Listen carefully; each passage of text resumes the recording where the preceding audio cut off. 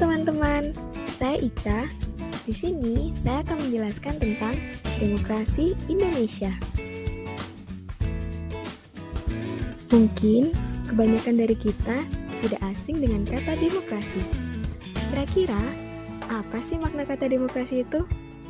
Yuk, mari kita simak. Secara etimologis, istilah demokrasi berasal dari bahasa Yunani demokratia, yang berarti kekuasaan rakyat, di mana kata demos adalah rakyat dan kata kratos adalah kekuasaan. Secara bahasa, demokrasi berarti gagasan atau pandangan hidup yang mengutamakan persamaan hak dan kewajiban serta perlakuan yang sama bagi semua warga negara. Selain itu, terdapat juga pengertian demokrasi dari beberapa tokoh, seperti Aristoteles. Aristoteles mengemukakan bahwa demokrasi ialah suatu kebebasan atau prinsip demokrasi ialah kebebasan. Karena hanya melalui kebebasanlah setiap warga negara bisa saling berbagi kekuasaan di dalam negaranya. Selanjutnya, pengertian demokrasi menurut Abraham Lincoln. Abraham Lincoln mengemukakan bahwa demokrasi ialah suatu pemerintahan dari rakyat, oleh rakyat, dan untuk rakyat. Jenis-jenis demokrasi dibedakan menjadi 4. Yang pertama, demokrasi berdasarkan penyaluran kehendak rakyat. Ada demokrasi langsung yang mengikutsertakan seluruh rakyat dalam pengambilan keputusan, contohnya pada saat pemilu. Dan ada demokrasi tidak langsung yang digunakan untuk menyalurkan keinginan dari rakyat melalui perwakilan parlemen, contohnya rapat menyusun undang-undang.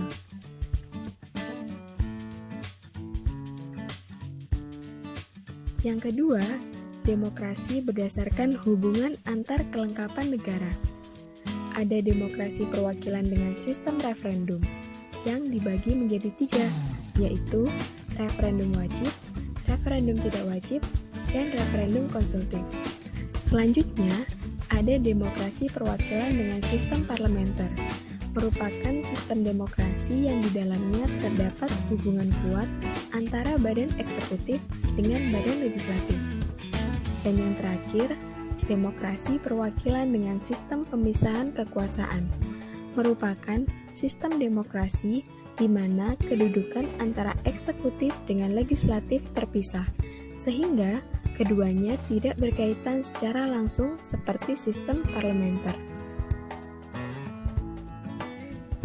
Yang ketiga, ada jenis-jenis demokrasi berdasarkan prinsip ideologi, yaitu demokrasi liberal, demokrasi rakyat atau proletar, dan demokrasi Pancasila.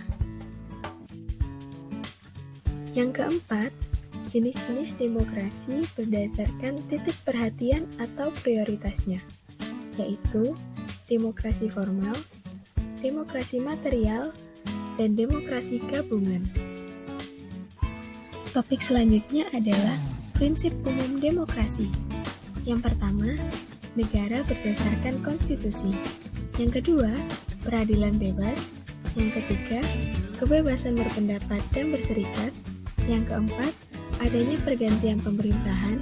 Yang kelima, kedudukan rakyat sama di mata hukum. Yang keenam, adanya jaminan hak asasi manusia. Dan yang terakhir, adanya kebebasan pers. Sejarah demokrasi Indonesia. Macam-macam demokrasi yang pernah berlaku di Indonesia antara lain demokrasi parlementer atau liberal.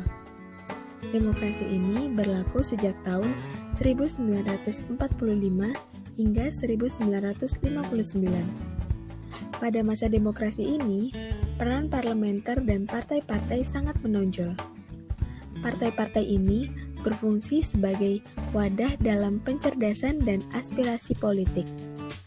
Namun, di sisi lain, munculnya partai-partai ini dengan kepentingan dan ideologi yang berbeda menciptakan perpecahan. Selanjutnya, ada demokrasi terpimpin. Pada tanggal 22 April 1959, Presiden Soekarno memberikan amanat kepada konstituante tentang pokok-pokok demokrasi terpimpin. Ada 5 pokok demokrasi terpimpin sebagai berikut. Jika dilihat dari beberapa poin di atas, demokrasi terpimpin tidaklah bertentangan dengan Pancasila dan Undang-Undang Dasar 1945. Akan tetapi, konsep-konsep tersebut tidak direalisasikan sebagaimana mestinya. Selanjutnya, pada tahun 1966 hingga 1998, demokrasi yang berlaku di Indonesia adalah era Orde Baru. Orde Baru ini didefinisikan sebagai tatanan kehidupan negara dan bangsa yang diletakkan kembali pada pelaksanaan kemurnian Pancasila dan Undang-Undang Dasar 1945. Ciri pemerintahan Orde Baru yang pertama yaitu dwifungsi ABRI.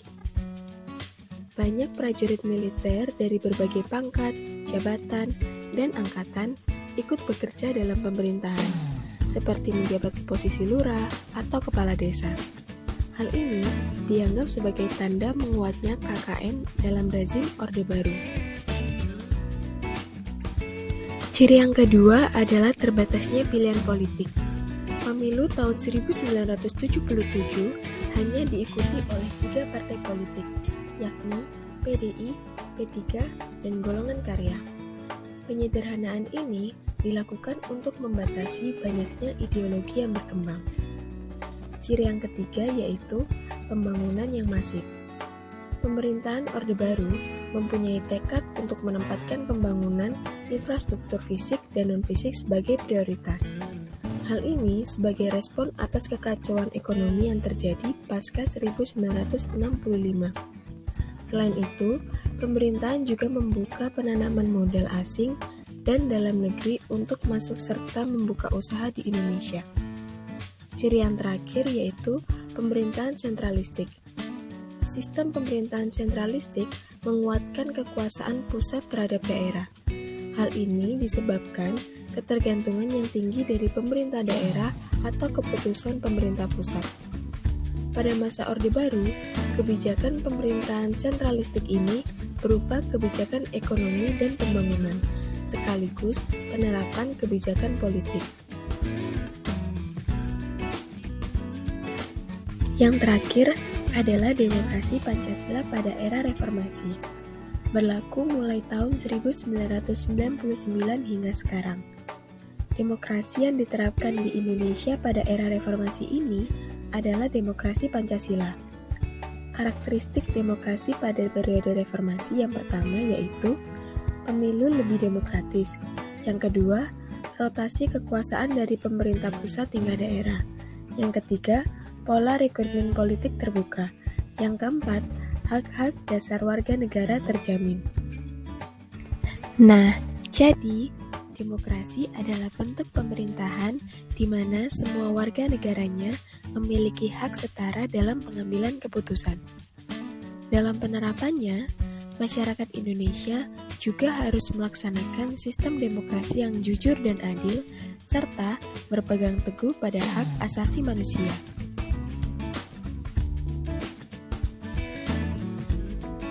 Sekian sedikit pengetahuan yang bisa saya sampaikan. Semoga bermanfaat bagi kita semua. Terima kasih, sampai jumpa lagi.